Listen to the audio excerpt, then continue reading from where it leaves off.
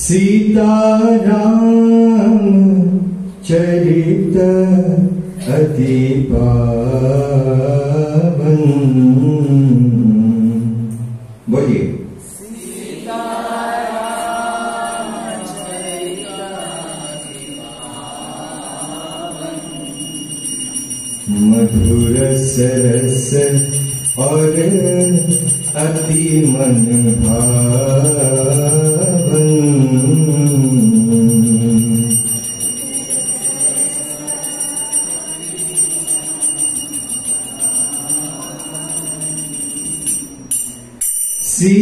सीताराम चरित अति पावन।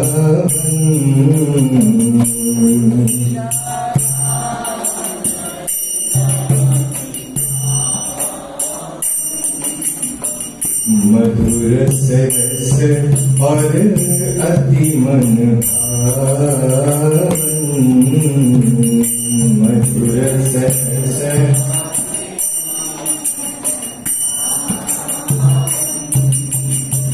पुनि पुनि कीर्तन हो सुने सुनाए।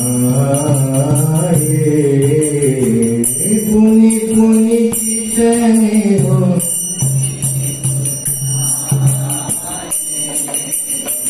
पुनि पुनि कीर्तन हो सुने सुनाए। पुनि पुनि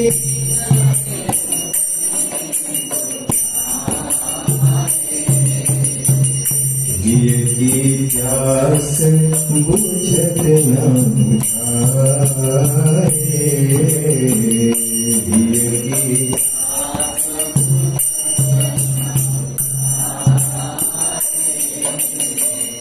की प्यास बुझत न बुझाए।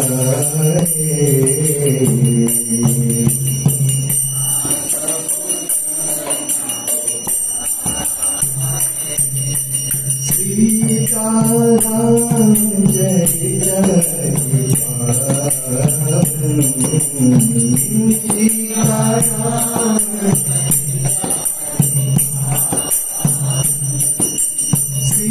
सीताराम चरित अति पावन।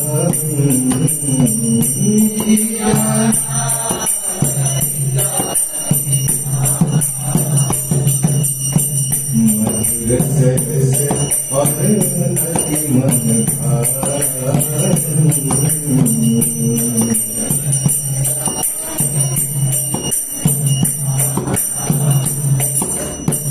पुनि पुनि कीर्तन हो सुने सुनाए। पुनि पुनि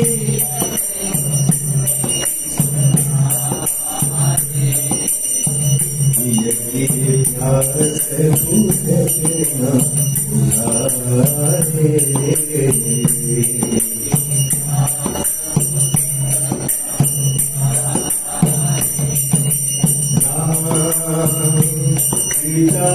सीताराम सीताराम जय जय राम।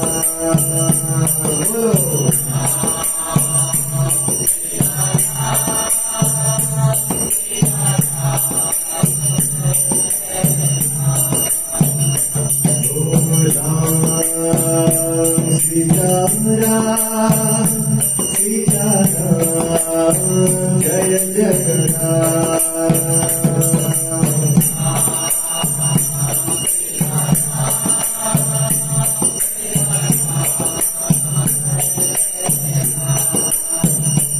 हे राम सीताराम सीताराम जय जय राम। बोले जोड़े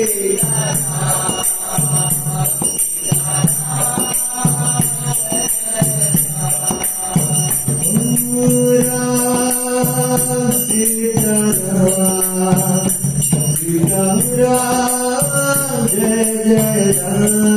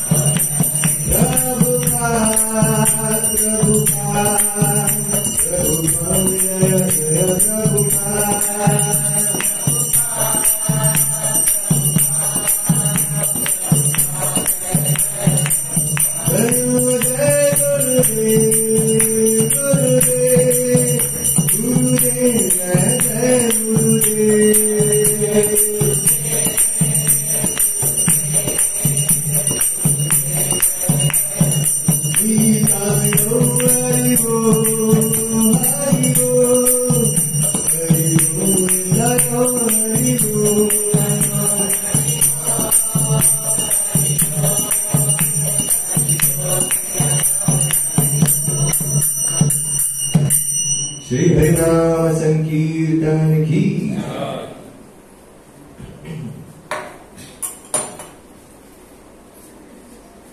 ओम नमो भगवते वासुदेवाय।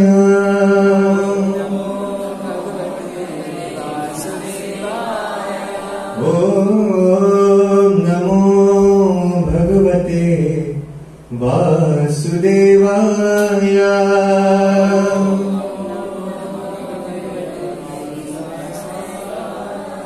ओम नमो भगवते वासुदेवाय।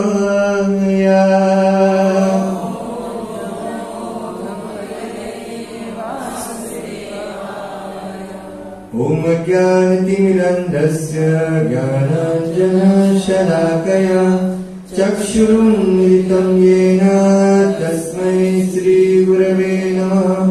श्रीचैतन्य मनोभीष्टं स्थापितं येन भूतले स्वयं रूपा कदा मह्यं ददाति स्वपदान्तिकं।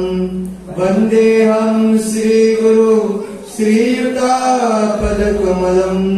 श्रीगुरून् वैष्णवांश्च श्रीरूपं साग्रजातं सहगण रघुनाथान्वितं तं सजीवं साद्वैतं सावधूतं परिजनसहितं कृष्ण चैतन्य देवं श्रीराधा कृष्ण पादा सहगण ललिता श्रीविशाखान्वितंश्च।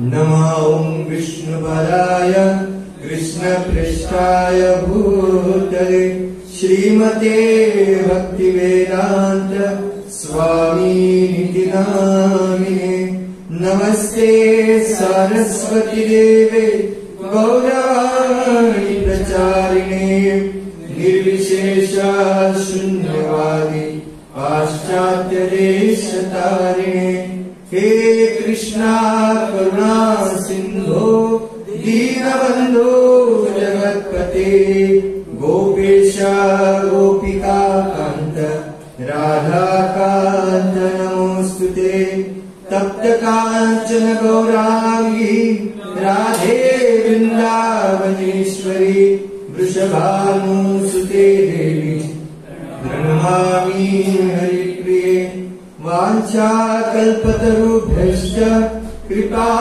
सिन्धुभ्यैव च पतितानां पावनेभ्यो वैष्णवेभ्यो नमो नमः।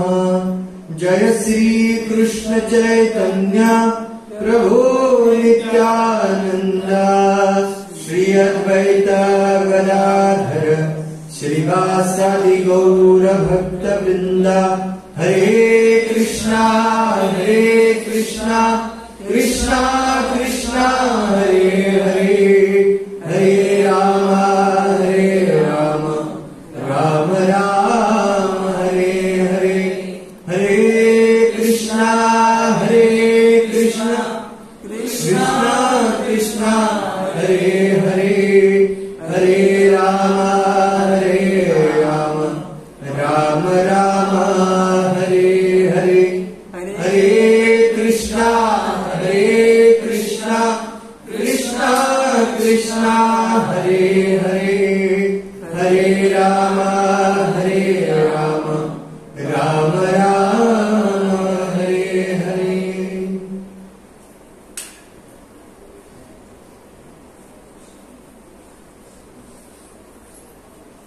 हरे कृष्ण। सबसे पहले मैं आप सभी का आज के इस रविवार के सत्संग में अंतर्राष्ट्रीय कृष्ण भावनावत संघ तथा श्रीला प्रभुपाद की ओर से स्वागत करता हूं। आपने ये समय राम कथा सुनने के लिए दी, इसलिए मैं आपका आभारी हूं, क्योंकि इस समय आप और कहाँ हो सकते थे, और किसी की कथा सुन सकते थे, और किसी की बातें सुन सकते थे, और कोई प्रोग्राम जो टीवी पर चल रहा है वो देख सकते थे, अपने परिवार के साथ पिकनिक के लिए जा सकते थे। वो पूरा समय आपने चुनकर यहाँ कथा सुनने के लिए दिया। और अभी विजयादशमी आ रही है, तो पूरा अपना ध्यान अपने आप को तैयार करना है। तो इस कारण आज का जो हमारा लेक्चर है वो राम विजय, भगवान राम की विजय कैसे हुई और इसके पीछे किसका हाथ था। केवल एक राम ही विजय प्राप्त नहीं कर सकते थे, तो भगवान राम जी ने विजय कैसे प्राप्त की। तो सबसे पहले हमने जो शुरुआत में ही भजन गाया, सीता राम चरित्र अति पावन। तो सबसे पहले इसके रामायण के जो कर्ता धर्ता है वो कौन है? किसने लिखा रामायण? किसने लिखा? वाल्मीकि ने। तो जिस प्रकार से बताया जाता है, गंगोत्री मतलब जहां से गंगा का उद्गम होता है, मतलब ये रामायण का जिस प्रकार से उद्गम होता है, तो गंगा ये नदी जाकर अंत में किसको मिलती है? नदी अंत में जाकर किसको मिलती है? सागर। आपने वो गाना सुना है ना, नदी मिले सागर से। तो नदी जाकर किसको मिलती है? सागर को मिलती है। अब ये सागर कौन है? रामचरित। तुलसीदास जी ने इस प्रकार से भगवान श्री राम जी को घर घर में पहुंचाया है अपने रामचरित्र मानस के माध्यम से, कि आप सोच भी नहीं सकते। इस प्रकार से यहाँ पर उन्होंने बताया। और रामचरित्र मानस में वो कहते हैं सीता राम का ये जो चरित्र है वो अति पावन है, बहुत ही पावन है। तो जब बताया जाता है कि ये जो चरित्र है वो कैसा है, मधुर है। मधुर का मतलब क्या है, हाँ, स्वीट है। लेकिन देखो, अगर हमें कोई बीमारी है तो उस बीमारी को अगर उसका हल बताया जाए तो अगर करेला है, करेला कैसा होता है, स्वीट होता है, कड़वा होता है, लेकिन सेहत के लिए अच्छा होता है। उसके साथ साथ यहां बताया जाता है कि राम की कथा जो है वो मधुर है और हमारे अंदर इतनी कड़वाहट भरी हुई है, तो उस मधुरता को हम कैसे ले सकते हैं। तो इसलिए कहते हैं तुलसीदास जी ने इस कथा को सरस बनाया, जिसको हम जैसे बच्चों को अगर दवाइयां लेनी है तो वो औषधि लड्डू के माध्यम से दी जाती है, मतलब अंदर औषधि है और बाहर से उसको लड्डू दिया जाता है, ताकि क्या हो सके, लड्डू भी वो खाता है और वो औषधि भी जाती है, या फिर दोनों कार्य होते हैं। बच्चे को लड्डू भी मिला और माँ को जो औषधि उसके पेट में जानी चाहिए वो भी हो गया। तो यहाँ तुलसीदास जी बताते हैं कि ये चरित्र जो है वो मन भावन है, मन को भानेगा। हमारी मन की जो भावनाएं हैं वो प्रभु राम जी के प्रति इतनी है कि जितनी बार आप उसको सुनते हो, पुनी पुनी कीर्तन हो सुने सुनाए, आप उसको सुनते हो, हम उनको सुनाते हैं, आप और किसी को सुनाते हो, आप किसी से सुनते हैं। तो ये जो है पुनी पुनी सुनाए, सुनते रहो सुनाते रहो, ये राम कथा जो है वो आपको सुननी चाहिए और सुनानी चाहिए। क्यों क्यों बताया जाता है, हिय की प्यास बुझत ना बुझाए। ये जो राम कथा है ये सुनने से एक्चुअली प्यास बुझनी चाहिए, लेकिन ये ऐसी कथा है जिसको आप बार बार बार बार सुनना पसंद करते हो। हर रामनवमी के दिन या फिर जब चाहे मन चाहे हम राम कथा आपको सुनाते हैं, लेकिन ये राम कथा जब आप सुनते हो ऐसा लगता है नया कुछ तो रस सुनने को मिल रहा है। और we connect ourselves to Lord Ram, अपने आप को भगवान राम के प्रति संबंध उनके प्रति जोड़ना ये बहुत ही महत्वपूर्ण है। तो यहाँ पर बताते हैं कि हृदय की जो प्यास है वो न बुझाए बुझती है। तो यहाँ प्रभु राम जी का चरित्र जो है वो बहुत ही सुंदर है, और इस सुंदर चरित्र को जो भी व्यक्ति सुनता है पूरे श्रद्धा के साथ, पूरे विश्वास के साथ, राम नाम में इतनी महिमा है कि राम नाम सुनते ही हमारे करोड़ों करोड़ों पाप जो हमने किए हैं वो नष्ट हो जाते हैं। तो आइए शुरू करते हैं और इस राम कथा में गोते लगाते हैं। तो इस राम कथा में गोते लगाने से पहले सबसे अनुरोध है कि अगर आपका मोबाइल जनरल मोड पे है या तो उसको साइलेंट मोड पे कीजिए, वाइब्रेट मोड पर कीजिए, या फिर उसको पूरा बंद ही कीजिए, ताकि हम अपना कनेक्शन जो है वो थोड़ा बहुत और स्ट्रॉन्ग करना चाहते हैं। बज रहा है वीडियो?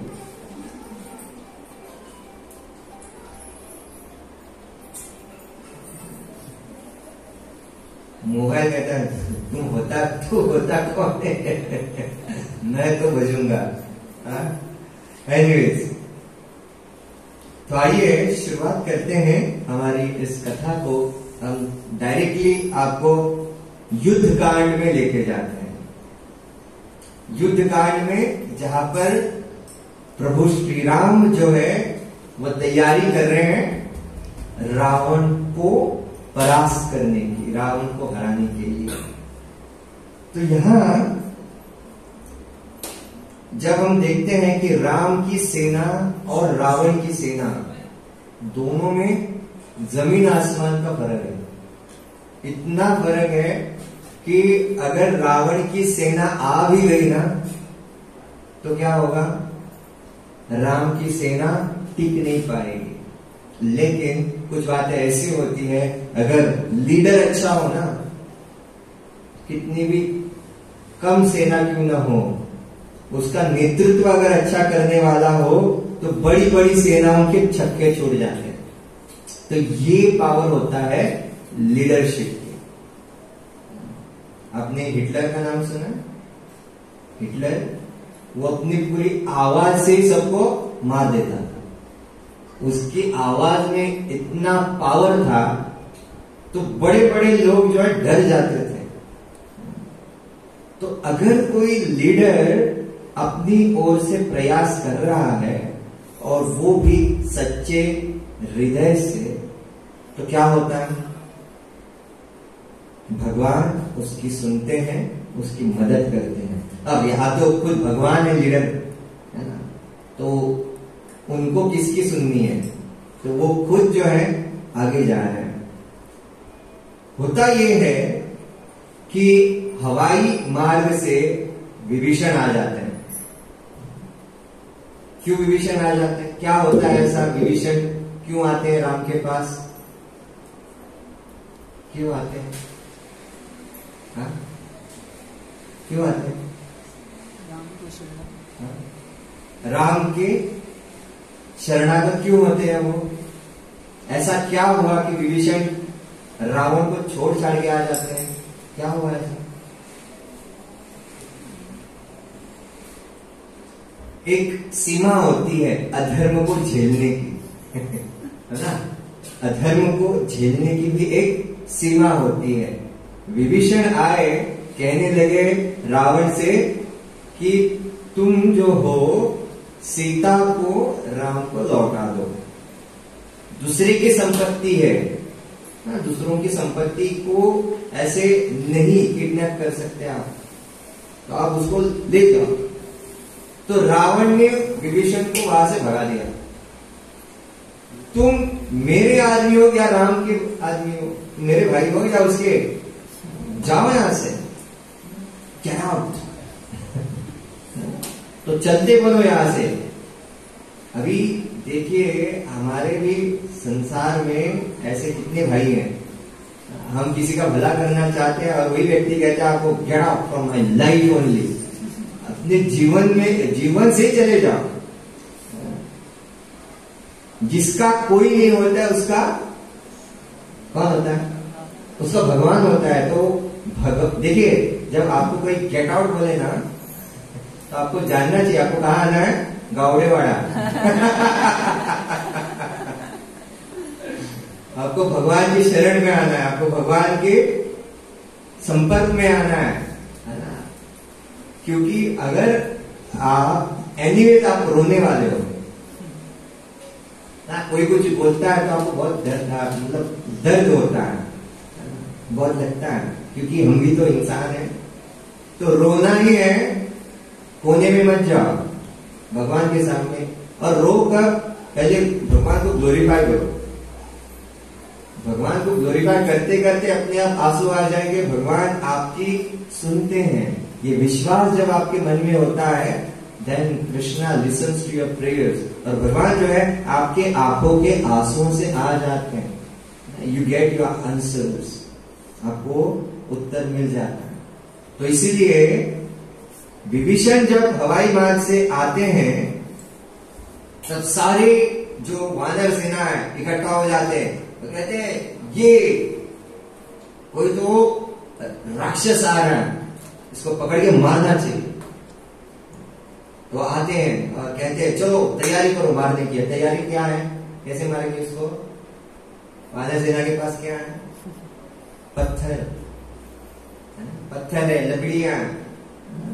जैसे वो नीचे आते हैं विभीषण को मारने के लिए जाते हैं, तो राम कहते हैं मैंने कहा क्या मारने के लिए, आपने पूछा लेकिन मैंने नहीं कहा। तो दूसरी क्वालिटी होती है you have to listen to your leader unless until he gives you order, don't do anything, है ना। या फिर अगर कोई पुलिस है, पुलिस लोगों को ये ज्यादा जानकारी है, जब तक ऑर्डर नहीं दी जाती आप लोगों का मार खाते रहो, है ना, बराबर है ना। आप बड़े बड़े पोस्ट पे क्यों ना हो, आप वहां पे रहोगे, कान के नीचे किसी ने दिया भी, चुप रहो। तो यहां विभीषण के आने से हर कोई व्यक्ति कहने लगा इसको मार डालो, ये राक्षस है। और इस प्रकार का राक्षस अगर यहाँ पे रहा तो क्या हो जाएगा, हमारी जितनी भी खुफिया बातें हैं वो रावण को जाके बताएगा। तो सुग्रीव ने कहा इसको बांध दो, अंगद ने कहा इसको जला डालो, इसको मार डालो। राम जी ने हनुमान जी से पूछा, हनुमान तुम्हें क्या लगता है? अभी फर्स्ट टाइम भगवान हनुमान जी से पूछे, बाकी किसी को नहीं पूछा। तो हनुमान ही ऐसे एक व्यक्ति थे जो लंका जाकर आए थे। तो वहां पर उन्होंने देखा था कि पूरी लंका में केवल विभीषण ही एक ऐसा राक्षस था, दिव्य राक्षस, जिसके घर में आपका नाम मैंने सुना था, राम राम। देखिए, विश्वास इसे कहते हैं, श्रद्धा इसे कहते हैं। 100 योजन दूर भगवान राम एक जगह पे खड़े हैं और विभीषण ने कभी राम को देखा नहीं है। हम भी ऐसी स्थिति में हैं जहां पर हमने भगवान को देखा नहीं है। तो हमें कैसे मालूम होगा कि भगवान है? आप यहां पे आकर क्यों बैठे हो? पैम्फलेट आया है, संडे आना है, आकर बैठ गए, सुनना है, ऑप्शन ही नहीं है। हमारा पर्पज क्या है? 1:15 बजे आरती के बाद जो हमारी थाली में मिलेगा, मतलब मेरा तो पर्पज वो होता है। कितने भक्त हैं जो कथा सुनकर इस्कॉन में आए हैं? कथा सुनकर।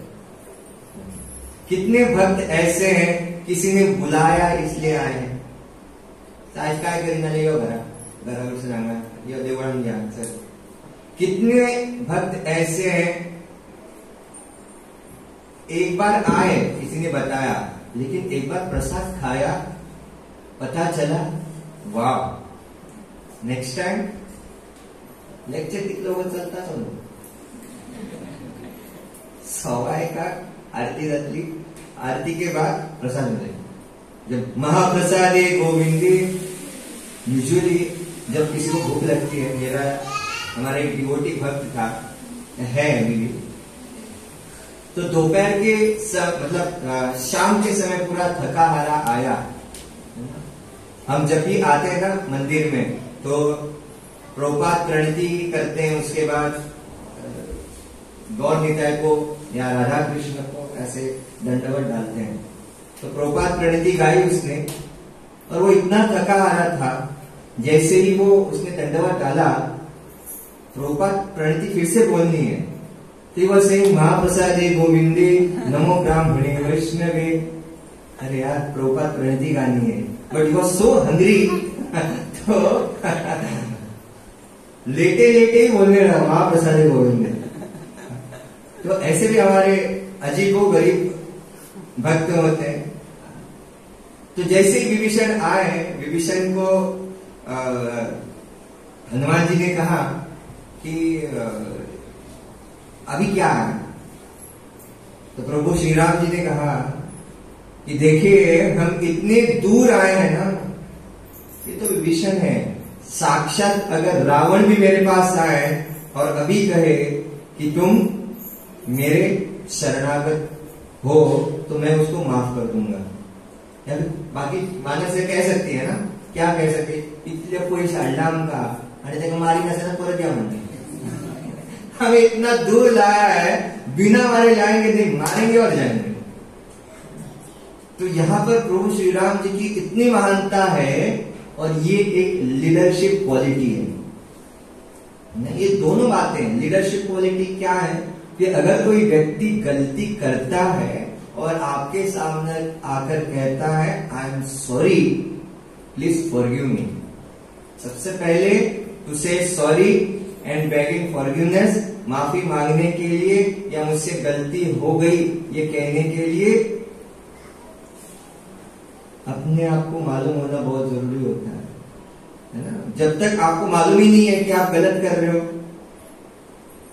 आपको आपके मुंह से सॉरी थोड़ी ना आएगा, आप आरोप प्रत्यारोप करते रहोगे ये तुम्हारी गलती थी। कितने लोग अब्दुल कलाम को जानते हैं हमारे, उनका अग्निपंख एक पुस्तक है। ये देखिए अब्दुल कलाम दिखने के लिए सुंदर नहीं थे, है ना, लेकिन उनके विचार इतने सुंदर थे कि वो बाहर से भी सुंदर दिखने लगे। So that is a quality. एक लीडर की एक खासियत होती है कि आपको दिखना अच्छा नहीं है, आपको अच्छा करना है और अच्छे विचारों से करना है, ठीक है ना। तो यहां एक बार ऐसा हो जाता है कि एक मिसाइल जो है वो छोड़ने वाले थे और वहां पर गलत चीज हो जाती है, मिसाइल ठीक से चली नहीं जाती, तो बहुत सारे रिपोर्टर्स आ जाते हैं। तो अगर गलती होती है तो क्या होता है, बाकी लोग क्या करते हैं, ये इसकी गलती है, लीडर पीछे रहेगा, बोलेगा ये इसने किया है, उसको आगे ढकेलेंगे। सबसे पहली बात जो अब्दुल कलाम ने की वो आ गए मीडिया के सामने कहने लगे it's my fault, I am the responsible for my mistake, मेरी टीम की कोई गलती नहीं है। That is a quality of a leader कि सबसे आगे आकर एक्सेप्ट करना कि ये मेरी गलती है। भले ही एक व्यक्ति की गलती थी, लेकिन क्वेश्चन किसको पूछते, अगर आप स्कूल में कार्य कर रहे हो या और कहीं कार्य कर रहे हो तो सबसे पहला सवाल या तो उस कॉलेज के प्रिंसिपल को पूछा जाता है या फिर उस एचएम को पूछा जाता है ना। क्यों? You are responsible. वो ये नहीं कह सकता कि ये मेरे टीचर ने किया है, यस टू एक्सेप्ट इट। और जब ये मिसाइल सक्सेसफुल हो जाता है तो क्या होता है, सारी टीम को आगे भेजते हैं और खुद पीछे रह जाते हैं। ये आपकी वजह से हुआ है, मैं तो केवल एक सूत्रधार हूं। तो कहने का तात्पर्य क्या है कि एक लीडर जो होता है वो अपने आप को सबके सामने कब लाता है, जब बाकी लोगों की गलती होती है और वो खुद अपने ऊपर लेता है। आपको क्या साबित करना है इस चीज से कि आप कितने महान हो, दिखाना है नहीं। यहां पर देखिए, जब एक टीम आपकी होती है, उस टीम से क्या होता है, एक संबंध जोड़ा जाता है, एक विश्वास जोड़ा जाता है। तब ये बाकी के लोग जब देखते हैं कि ये व्यक्ति हमारी गलती को अपनी गलती मान रहा है और अपनी विजय को बाकी लोगों की विजय मान रहा है, तो ये महान है। ऐसे लोगों को महान नहीं कहेंगे तो और क्या कहेंगे। तो हनुमान जी कहते हैं विभीषण ने जिस प्रकार से आपके नाम का गुणगान किया है, तो मुझे नहीं लगता है कि आप हमें इसको बंदी बनाना है। तो प्रभु श्री राम जी कहते हैं जाओ और जल लेके आओ। वो जाते हैं और जल लेके आते हैं, कहते हैं चलो अब विभीषण का राज्याभिषेक करते हैं। राज्याभिषेक करने के लिए राज्य कहाँ है, लंका वहां है और रावण वहां है, रावण जिंदा है, फिर भी आप इसका क्या कर रहे हो, राज्य। क्या कॉन्फिडेंट है श्री राम जी का वो जानते हैं कि रावण को मारेंगे, ऐसे कॉन्फिडेंट के साथ उन्होंने विभीषण का राज्याभिषेक किया। अब ये होने के बाद हनुमान जी और सुग्रीव विभीषण को एक कोने में लेके जाते हैं और कहते हैं अच्छा एक बात बताओ कि रावण की सेना कैसी है, कितनी बड़ी है।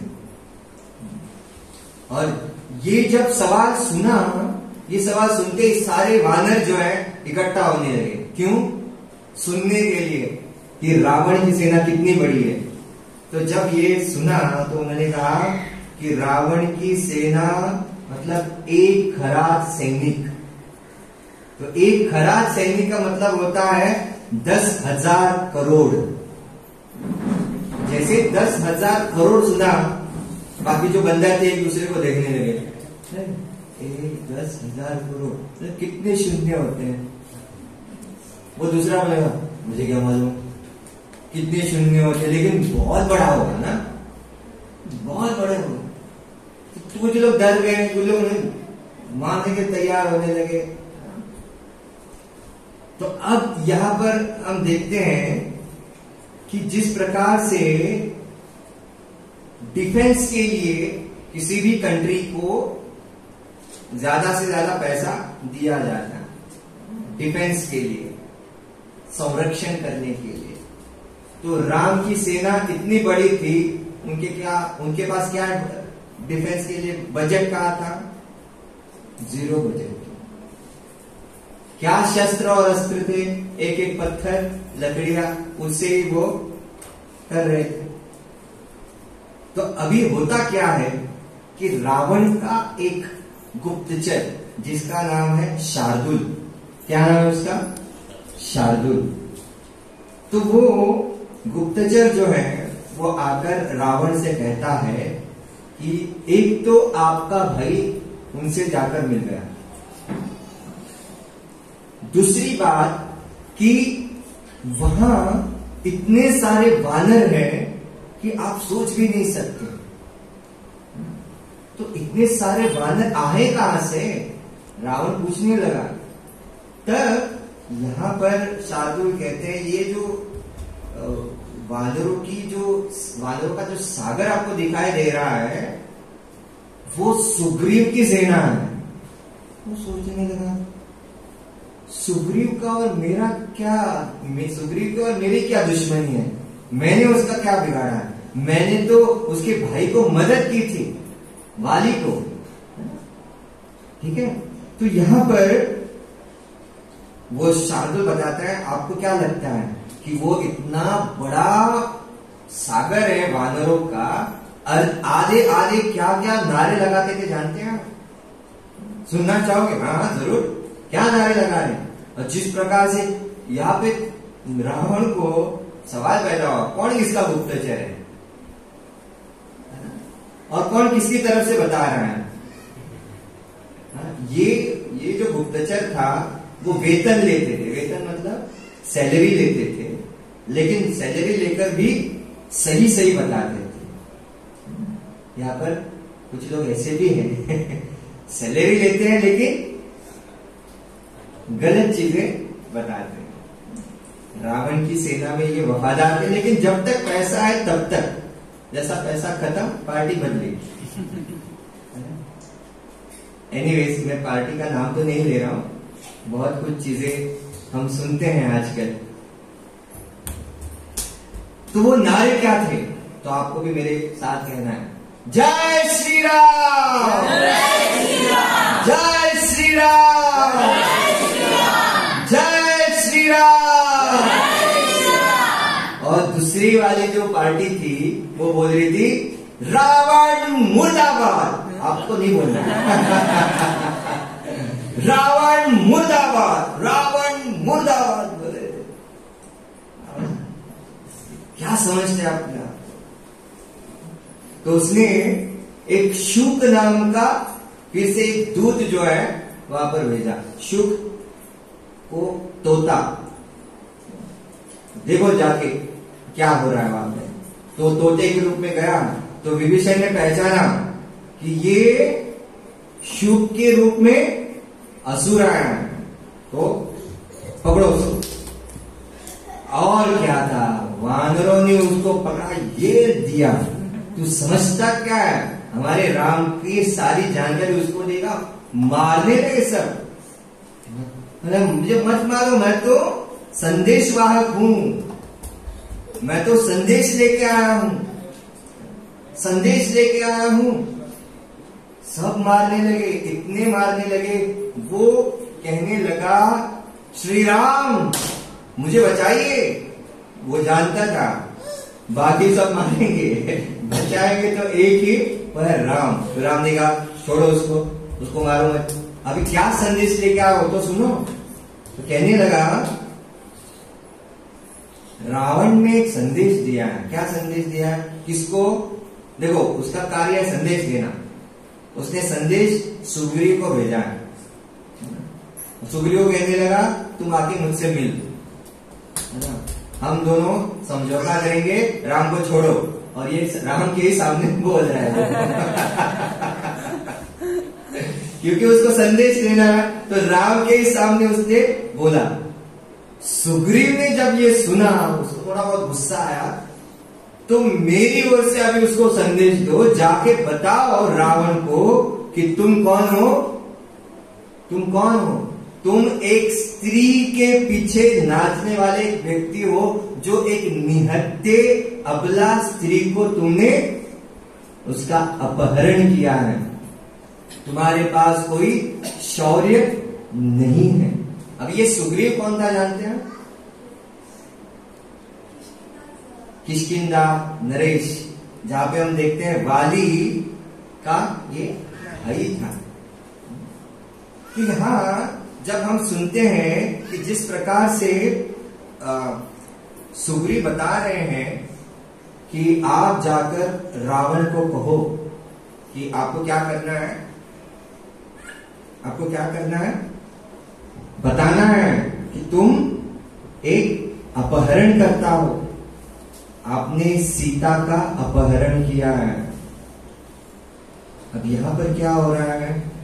बताया जाता है सुग्रीव जिस प्रकार से उसको बता रहे थे, यही जाकर उसने रावण को बताया कि सुग्रीव ऐसा ऐसा कह रहा है। तो रावण कहता है अब हमें नहीं रुकना है, अब हमें क्या करना है, युद्ध करना ही पड़ेगा। तो जब हम देखते हैं जिस प्रकार से रावण और राम की सेना युद्ध की तैयारी कर रहे हैं, यहां पर राम के पास नल और नील ऐसे दो सिविल इंजीनियर थे उस समय। तो उन्होंने पूछा कि अब कैसे जाएंगे। तो उससे पहले विभीषण ने कहा कि अगर आपको वहां पे जाना है तो वरुण देव की आपको प्रार्थना करनी पड़ेगी। तो भगवान मुस्कुराए, ये मेरा अंश है और मेरे अंश से मुझे प्रार्थना करनी पड़ेगी। तो वो कहने लगे मैं तो प्रार्थना नहीं करूंगा, मन ही मना, सबके सामने नहीं बोलना, प्रार्थना नहीं करूंगा। ऐसा कुछ तो करना पड़ेगा जिसकी वजह से मैं क्रोधित, लोगों को क्या लगेगा कि देखो भगवान राम जो है वो वरुण देव के पैर पड़े। तो यहां पर होता क्या है कि अगर वरुण देव की प्रार्थना करते भी श्री राम तो क्या हो जाता, वरुण देव नहीं आते। वरुण देव अपने आप को लज्जा महसूस करते थे कि इतने बड़े मेरे भगवान राम, मैं उनके सामने कैसे जा सकता हूं, मुझे तो शर्म के मारे मैं उनके सामने भी नहीं जा सकता, है ना। तो वो चुप रहे। जब भगवान को क्रोध आएगा तब मैं जाऊंगा, तब मालूम पड़ेगा। ऐसे कितने भक्त हैं यहाँ पर कि प्यार से समझाओ तो नहीं समझते, क्रोध लाया, क्रोध से बात की तो वो मान जाते हैं। ऐसे कितने भक्त हैं, इतना आसान नहीं है प्यार से समझते हो तो समझ जाओ। क्रोध करते हैं तो ईगो हर्ट होता है, और ईगो हर्ट होता है तो तू मैं होती है, तो तू मैं के साथ 10 तो 20 तो 20 तो मैं 40 तो 40 तो मैं 60, एक दूसरे का ईगो हर्ट होता जाता है। इससे अच्छा है यहाँ पर प्रभु श्री राम जी के सामने आने के लिए प्रभु श्री राम के क्रोध का इंतजार वरुण देव कर रहे थे, ताकि लोगों को ये लगे कि मैं ऐसा ही हूं। लोगों को ये न लगे कि प्रभु राम जी के ऊपर मैं हूं।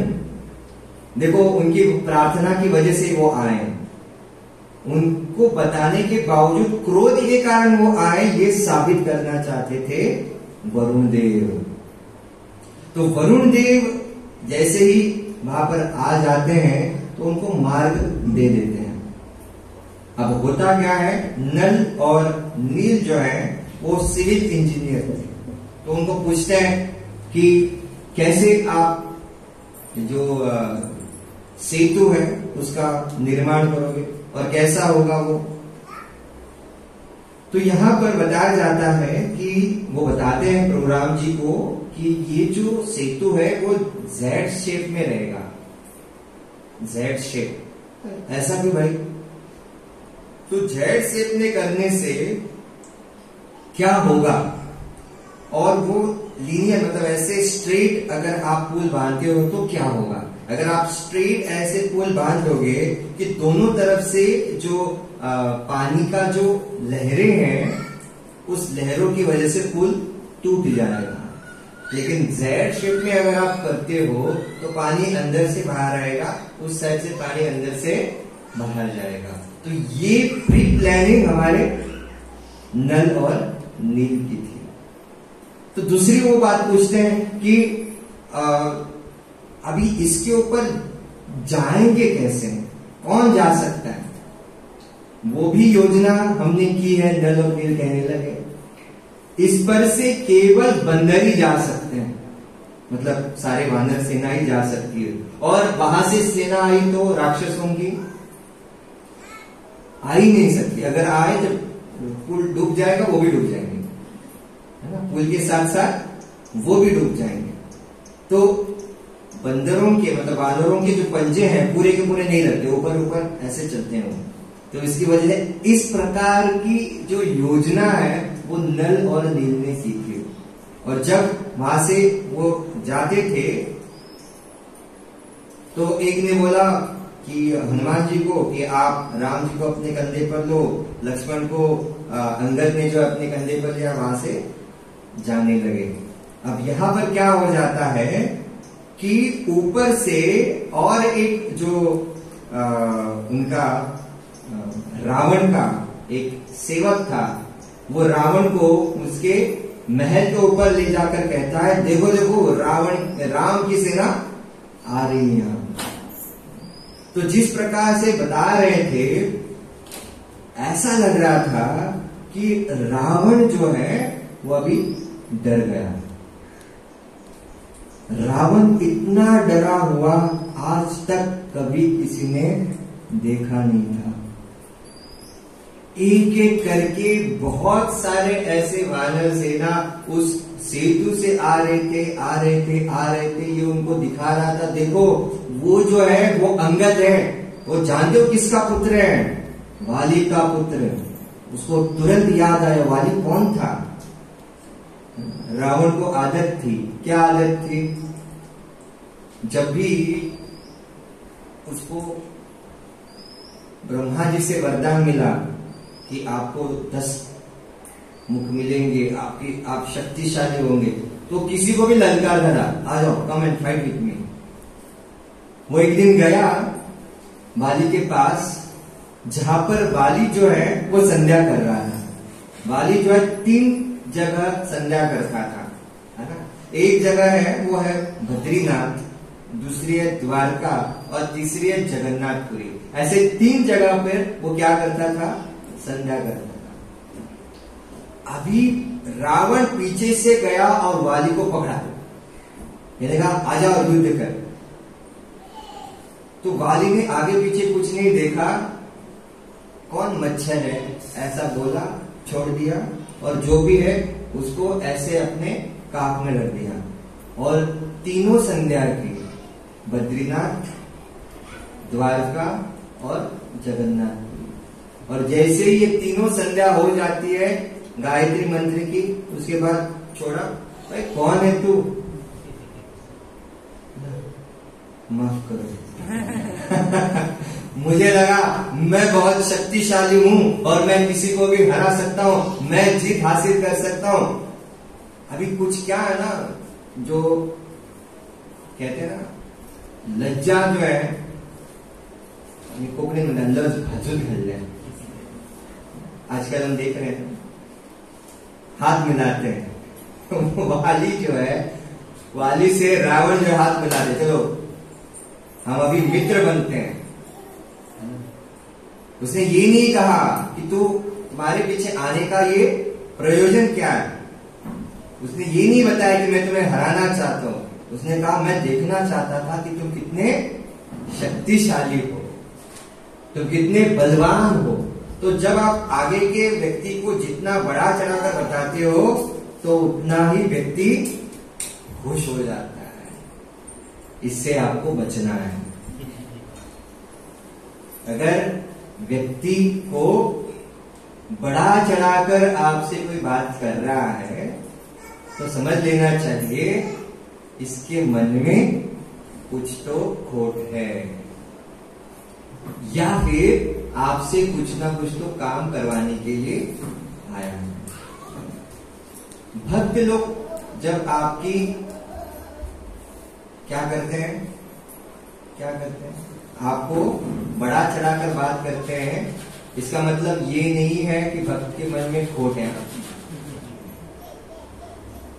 भगवान की भक्ति करते हुए हमको बताया गया है अगर आप भक्तों की प्रशंसा करोगे तो भगवान ज्यादा खुश हो जाते हैं। तो इसलिए भगवान के भक्त दूसरे भक्तों की प्रशंसा करते हैं। एक बार जब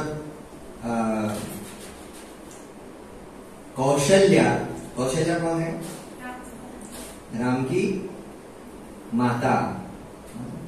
दशरथ की जब शादी होने वाली थी तब वहां पर उस मंडप में लाने के लिए कौशल्या गायब। अब दशरथ की शादी किससे करेंगे? इसकी वजह से कौशल्या की जो दूसरी बहन थी सुमित्रा, उसको लाकर बिठाया। अभी शादी हो गई। दशरथ को बाद में पता चला कि वो सुमित्रा थी, है ना। तो जैसे ही वहां से चले जाते हैं तो एक मंदिर में एक स्त्री जो है वो रो रही थी, और वो जो स्त्री थी वो कौशल्या थी। तो उसको पूछा तुम्हारी ये हालत किसने की, तुम्हें यहां पर किसने लाया? तो वो कहने लगे रावण ने। रावण जो होता है ना, रावण की ये बुरी आदत है, अगर कुछ अच्छा है और उसको नहीं मिल रहा है तो वो दूसरों को भी नहीं देता। एक ये है ईर्ष्या। दूसरों के बारे में अगर कुछ अच्छा हो रहा है ना तो क्या हो जाता है? ईर्ष्या हो जाता है, क्रोध आ जाता है। और अगर मुझे नहीं मिल रहा है तो दूसरों को भी नहीं मिलना चाहिए। तो इस भावना से आपको बहुत दूर रहना है। ये खतरनाक है ना। ये ईर्ष्या अगर व्यक्ति में आ गई कि अगर मुझे नहीं मिल रहा है तो दूसरों को भी नहीं मिलना चाहिए। जो व्यक्ति राम की माता को चुरा सकता है, जो व्यक्ति सीता को चुरा सकता है, जहां पर मंदोदरी आकर रावण से कहती है कि तुम जाकर देखो क्या हो रहा है, यहाँ पर सारे की सारी वानर सेना राम जो है वो यहाँ पर लेके आ रहे हैं, आप कुछ तो शर्म करो और जाकर सीता को लौटा दो, अभी भी समय है। प्रभु श्री राम जो है करुणामयी है, वो आपको माफ कर देंगे। उन्होंने ये भी बताया कि वहां पर वो पत्थर तैरा रहे हैं और आप क्या कर रहे हो यहाँ पे, आपके पास इतनी शक्ति है, बोला इसमें क्या प्रॉब्लम है, मैं भी कर सकता हूं, दिखाओ जरा। और वो जो है लेके नदी के पास, वो समुद्र के पास गए। तो यहाँ पर रावण ने वो पत्थर लिया, ऐसे सिर को लगाया और नदी में फेंक दिया। मंदोदरी देखने लगी, तैर रहा है, ये कैसा मायावी है पत्थर, कुछ तो माया की होगी। और तो मंदोदरी खुद असली पत्थर लेके जाती है और रावण को देती है, अब करो, मेरे सामने करो जो करना है। फिर से वो पत्थर लगाया और कुछ तो मंत्र कहा और फिर से जो है उसने पानी में फेंक दिया। फिर से तैरने लगा। तो यहां पर मंदोदरी पूछने कैसे तैरा ये? अरे मेरे भी पास ताकत है, मैं भी सिद्धि हासिल की, बताओ क्या किया। साइड में वो मंदोदरी को साइड में लेके गया। देखो मैंने क्या बोला ना, उस पत्थर को कहा अगर तू तैरा नहीं ना तुझे राम की कसम। पत्थर ने सुना और तैरने लगा। तो यहां पर ये लोक कथा है, ऐसा नहीं हुआ है, ये लोक कथा है। तो जिस प्रकार से यहां पर हम देख रहे हैं कि रावण और राम के बीच युद्ध होने जा रहा है, उस पर हनुमान जी जो है वो देखते हैं कि जिस प्रकार से एक एक पत्थर लगाकर सेतु बांध दिया जा रहा है, वहां राम राम राम ऐसे वो पत्थर तैर रहे हैं। तो प्रभु राम सीधे भी ट्राई किया, हम भी एक ट्राई करते हैं। पत्थर लिया और पानी में फेंक दिया, डूब गया। सबसे पहले पीछे आगे पीछे देखने कोई है या नहीं देखने के लिए, अगर देख लिया तो सोच लेंगे यार भगवान ने देखा वही डूब गया, ये कैसा भगवान है। तो पीछे हनुमान जी थे। तो हनुमान जी ने जब ये देखा तब राम जी सोचने अबे हनुमान क्या सोचेगा मेरे बारे में। तो हनुमान जी ने कहा ये बहुत सुनने वाली बात है, याद रखने वाली बात है। हनुमान जी ने कहा आपने जिसको स्वीकार किया वो तैर गया और आपने जिसको छोड़ दिया वो डूब गया। इसलिए प्रभु राम जी जिसका स्वीकार करते हैं, एक बार आपको भगवान राम आप मेरे हो और मैं आपका हूं, उस दिन से, उस पल से, उस क्षण से भगवान आपकी रक्षा करते हैं, आपकी जीवन का जिम्मा उठाते हैं। क्या होना जरूरी है? विश्वास, फेथ होना जरूरी है। तो किसी भी क्षण भगवान आपको किसी भी सिचुएशन में आपको मदद करने के लिए तैयार रहते हैं।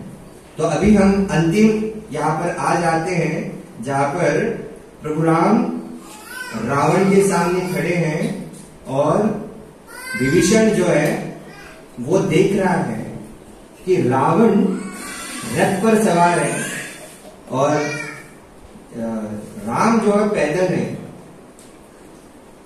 तो रावण और राम इन दोनों को देखकर विभीषण के मन में भय उत्पन्न हुआ, भयउ अधीरा। विभीषण को राम के प्रति प्रेम था और उस प्रेम की वजह से कहने लगा क्या कि हे प्रभु, ये जो रावण है वो इतना शक्तिशाली है, आपके पास न तो पादत्राण है, न तो रथ है, न अस्त्र शस्त्र है, तो आप इसको कैसे जीतोगे? तो प्रभु श्री राम कहने लगे, हे सखा सुनो, जिस रथ की मैं अब बात करने वाला हूं वो रथ अलग है, वो विजय का रथ है। जिस किसी के पास भी ये विजय रथ होगा वो योद्धा विजयी होगा। शौर्य धीरज यही रथ चाहता। रथ के जो हम बात कर रहे हैं, ये जो विजय रथ है, सबका ध्यान है ना, ये रथ विजय रथ की हम बात कर रहे हैं। तो ये विजय रथ, उसके दो पहिए हैं, एक है शौर्य और दूसरा है धैर्य। हर एक योद्धा के पास शौर्य और धैर्य होना बहुत, केवल शौर्य होने से काम नहीं चलता, उसके पास धैर्य होना भी जरूरी है। अगर कोई युद्ध करने के लिए आया, आप अगर शांति से विचार नहीं किए, धनुष्य लिया, बाण उठाया और चले मारने के लिए, वो बम फेंकेगा, आप खत्म। You should be very careful. शौर्य, धैर्य और उसके साथ साथ यहाँ पे जो ध्वजा है, वो ध्वजा किससे है? सत्य और शील है। सत्य और शील का मतलब क्या है कि एक योद्धा को सत्य के मार्ग पर चलना है, और सत्य के मार्ग पर वही चल सकता है जो चरित्रवान है, जो चरित्रवान है, जिसके पास प्यूरिटी है, जिसका चरित्र शुद्ध हो। अब इसके जो घोड़े हैं वो घोड़े 4 हैं, बल, विवेक, दम और परोपकार। पहला घोड़ा है बल, शक्ति। विवेक, विवेक का मतलब जानते हैं आप? विवेक का मतलब क्या है? बल, विवेक, दम, परहित घोरे। बल मतलब शक्ति, विवेक, विवेक का मतलब अगर किसी ने साइकोलॉजी लिया है, साइकोलॉजी में 3 टर्म है, ईड, ईगो, सुपर ईगो। जो तीसरा जो है सुपर ईगो, सुपर ईगो का मतलब होता है जहां पर क्या सही और क्या गलत इसका ज्ञान होना। क्या सही और क्या गलत का ज्ञान होना मतलब क्या? क्या सही और क्या गलत, जहां पर सिगरेट के पैकेट पर लिखा होता है सिगरेट पीना सेहत के लिए हानिकारक है, बराबर है, वहां पर लिखा होता है।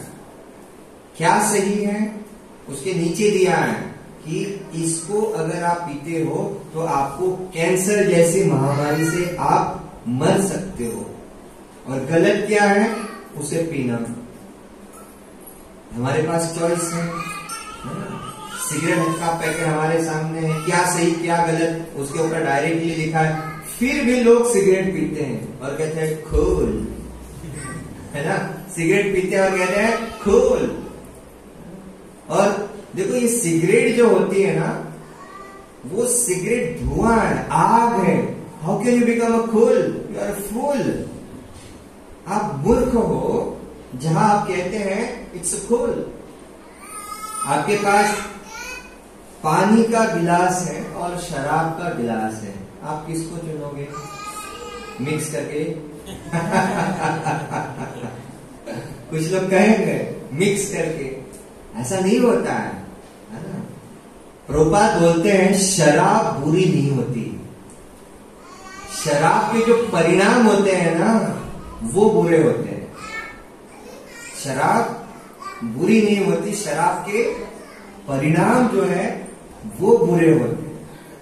तो इसलिए कुछ लोग अगर पेट में दर्द होता है ना तो थोड़ी बहुत शराब जो है वो लेते हैं, लेकिन हम आपको रिकमेंड नहीं करेंगे।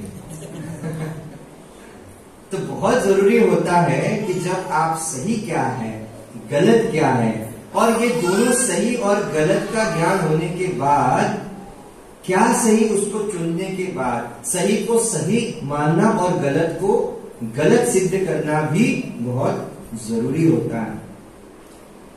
परहित। अच्छा, तीसरा घोड़ा है दम। दम का मतलब होता है इंद्रियों का दमन करना। जहां पर असुर जो थे, असुर जब युद्ध करने के लिए गए जाते थे तो इंद्रदेव वहां से ऊपर से अप्सराएं भेजते थे, और अप्सराओं को देखकर असुर जो है वो क्या होते थे, उनको लुभावित करते थे, और वहां पर अपना जो निशाना वहां है, इनको देखने से इनका निशाना यहां पर साधता था और ये मर जाते थे। ठीक है, तो यहां पर जो दम है यानी इंद्रियां है, इंद्रिया मतलब जानते हैं इंद्रिया, जो हमारी 5 सेंसेस है, कान, नाक, आंख और क्या, जिह्वा और त्वचा। ये एक एक जो है वो, अगर उनकी भी एक कथाएं हैं लेकिन मैं ज्यादा नहीं बताऊंगा।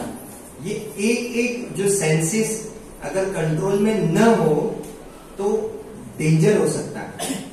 जैसे 1 मिनट में ही बता रहा हूं मैं, पतंग जो रहता है, पतंग को आंखें जो होती है वो जाता है अग्नि के पास, उसको लगता है कि मैं अग्नि में अपने आप को स्वाहा करूंगा, या फिर उसको एक जो अट्रैक्टिव लगता है, इसलिए वो पतंग मतलब वो पतंग नहीं है, पतंग वो पतंग है जिसको हम कीटक कहते हैं, ऐसे घूमते हैं बारिश के दिन में, वो जाता है और उस आग में जल जाता है।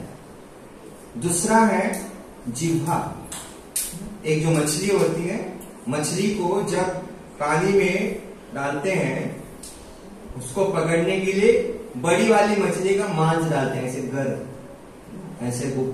तो जो मरी पड़ी मछली है वो बोलने लगती है, बाकी मछलियों को कहती है, देखो मैंने अपनी सीनियर की नहीं सुनी, मैं तुमको कह रही हूं, मेरे सुनो, नहीं तो तुम भी मेरी तरह बन जाओगे। अरे तुम कौन होते हो, मैं तुम्हें खा जाऊंगी। ऐसे करके फिर वो अटक जाती है। Don't have control on tongue, don't have control on eyes. तीसरा आता है कर्ण, कान, जहां पर हिरण जो होता है वो मुरली सुनता है। शिकारी जो है वो मुरली बजाता है और उस धुन को सुनते हुए हिरण वहां से चला जाता है और वहां पर वो इतना भाव विभोर हो जाता है कि अपने आप आकर शिकारी के सामने बैठ जाता है। कंट्रोल नहीं है, जानता है जान गवाएगा लेकिन कंट्रोल नहीं है। कितने हो गए? 3 हो गए। चौथा किसका बाकी है अभी? क्या हो गया? जीवा हो गई, आंख हो गई, कर्ण हो गई और त्वचा, नाक। हाँ, भ्रमर सुना आपने? भ्रमर जो जिस प्रकार से जहाँ पे घर की जो पार्टी होती है ना, जहाँ पे हम कहते हैं बड़ी पार्टी, उसको वो खा खा के अंदर से बाहर निकल सकता है। वो जब पराग पीने के लिए कमल पर बैठता है, वो अपने आप को इतना महसूस करता है, इज सेफ। कमल कहता है अब सूर्यास्त होने वाला है, उठ जा, निकल यहां से। कहता है नहीं, मैं यहीं पर रहूंगा। कितना कोमल है, मैं यहां रहूंगा। श्वास लेता है और सुबह देखता है बंद। भ्रमर इज नो मोर। भ्रमर इस दुनिया में नहीं रहा। और लास्ट है त्वचा। एक हाथी जो होता है, उस हाथी को अगर पकड़ना है तो हाथिनी को लाया जाता है। हाथिनी को कैसे लाया जाता है? यानी वो भी हाथनी जो है वो ट्रेंड हाथनी है, ऐसे ही नहीं, ट्रेंड हाथनी है। तो हाथी यहाँ पर है, हाथिनी को ऐसे लाते हैं, उसको स्पर्श करते हैं और जैसे स्पर्श होता है हाथी पागल होता है ना। और हाथिनी को पाने के लिए उसके पीछे दौड़ने लगता है। और यहाँ पे खड्डा होता है, वहां से वो हाथिनी जो है ऐसे जाकर आगे सामने जाकर रहती है, तो हाथी पागल होता है, प्यार अंधा होता है ना। हाथी जो ऐसे जाते हैं और अंदर धस जाके अटक जाता है। देखिए पतंग, मछली, उसके बाद हिरन, उसके बाद भ्रमर और उसके बाद हाथी, इन सारे के सारों के एक एक सेंसेस अनकंट्रोल थे। हमारे पास पांचों के पांचों है अनकंट्रोल। क्या करेंगे? तो जब हमारे कंट्रोल में कुछ नहीं होता है, that we have to accept that we are not the controller. Krishna is the controller. भगवान स्वयं जो है वो कंट्रोलर है। इसलिए यहाँ पर बताया जाता है कि प्रभु श्री राम जी इस रथ का वर्णन कर रहे हैं। इस रथ के वर्णन में जो तीसरा घोड़ा है वो दम, चौथा है परोपकार। एक जो योद्धा है उसको परोपकार भी करना चाहिए। उसके साथ साथ वो रज्जू है, रथ को बांधे हुए उन चारों घोड़ों को समता, क्षमा और कृपा। कृपा भगवान की होनी बहुत जरूरी है। और क्षमा, क्षमा का मतलब क्या है? अगर कोई दुश्मन आए आपको कहे मुझे माफ करो, तो उसके सामने उसकी तलवार से उसको मारो मत। You should forgive him। और समान नजर से सबको देखना। तो यह रज्जू से बंधे हुए, और उस रथ का जो सारथी है वो भगवान का भजन है। भगवान का भजन क्या है? सारथी है। और उस रथ में जो भी हथियार है, जिसमें ढाल जो है वो वैराग्य का प्रतीक है। वैराग्य का मतलब क्या है? एक सन्यासी, अगर वो सन्यासी पेड़ के नीचे रहकर पेड़ से अटैच है तो वैरागी नहीं कह सकता। और वही वैरागी महल में रह रहा है और कह रहा है ये सब कुछ भगवान का है, ही इज कॉल्ड रियल वैरागी। तो ढाल जो है वो अपने आप को प्रोटेक्ट करने के लिए वैरागी। संतोष तलवार है। तलवार का मतलब जहां पर आप जब ऐसे मकाम पर आते हो, यू आर फुल्ली सेटिस्फाइड। बहुत सारे जो राजा थे वो दूसरे राज्यों को जीतने के लिए युद्ध करते थे, लेकिन अल्टीमेटम क्या है? They want to become number 1 and after you become number 1 then what? To maintain that number 1। यहाँ पर संतोष होना अपने जीवन में बहुत जरूरी है। आजकल के लोगों में संतोष नाम की चीज है ही नहीं। लोग इतना सारा पैसा ले रहे हैं कि अपने आप के तरह गरीब मानते हैं, जहां पर अपने पास होते हुए दूसरों को नहीं दे सकते। क्यों? नंबर 1 मेंटेन करना है। और इस नंबर 1 मेंटेन करने के लिए सेहत पर इतना बुरा असर पड़ता है। नींद की गोलियां खाते हैं लेकिन नींद नहीं आती। तो ऐसा सारा जो आपके पास धन है, उस धन का क्या करना? तो वैराग्य, संतोष, दान जो होता है वो एक परशु के समान है। परशु, जहां पर हमारे परशुराम जी के पास परशु था, तो योद्धा को दान भी देना आना चाहिए। उसके पास बताते हैं कि शक्ति प्रचंड शक्ति है। एक योद्धा के पास प्रचंड शक्ति होनी भी बहुत जरूरी है। और ये जो कोदंडा विज्ञान है, विज्ञान जो है वो एक धनुष्य की तरह है। साइंस कहते हैं। जब भी आप कहते हैं कि अगर उस तरफ से आपकी बाण आए तो इस तरह से बारिश के बाण छोड़ना, ये एक प्रकार का विज्ञान है। वो विज्ञान भी जानना बहुत जरूरी है। यम, नियम और आसन, शम, यम, नियम मतलब जिस प्रकार से रूल्स एंड रेगुलेशंस दिए हैं, अनुशासन, एक योद्धा के पास ये अनुशासन होना बहुत जरूरी होता है। और उसके बाद वो बोलते हैं कि इसका जो त्रोण है, वो त्रोण मतलब जहां पे बाणों को रखा जाता है उसको त्रोण कहते हैं, या फिर वहां पे अवधी भाषा में उसको तर्कस कहते हैं। तो ये निर्मल मन और अचल मन है। निर्मल का मतलब क्या है? जिसके मन में कोई मैल नहीं है। और अचल का मतलब है जिसका मन स्टेडी है, कुछ भी हो जाए मेरा ये लक्ष्य है। अचल मन है, निर्मल मन है। और उसके साथ साथ वह आगे बोलते हैं लास्ट में कि जिसके पास ब्राह्मण और गुरु का आशीर्वाद हो। ये बहुत जरूरी होता है अपने जीवन में। मेरे पास सब कुछ है लेकिन ये 2 चीजें अगर नहीं है ना तो कोई फायदा नहीं। ब्राह्मण का पूजन करना और उसके साथ साथ गुरु की पूजा करना, गुरु का आशीर्वाद लेना बहुत जरूरी होता है। ब्राह्मण और गुरु हमारे जीवन में क्यों आवश्यक है? क्योंकि इन्हीं के आशीर्वाद से क्या होता है, हमें अपने जीवन के युद्ध में विजय प्राप्त होती है। और इस पूरे रथ का वर्णन करने के बाद राम जी कहते हैं जिस योद्धा के पास ये विजय रथ है उसकी जीत निश्चित है। विजय रथ सबके समझ में आया? ये जो विजय, राम की विजय गाथा है, विजय रथ से होती है।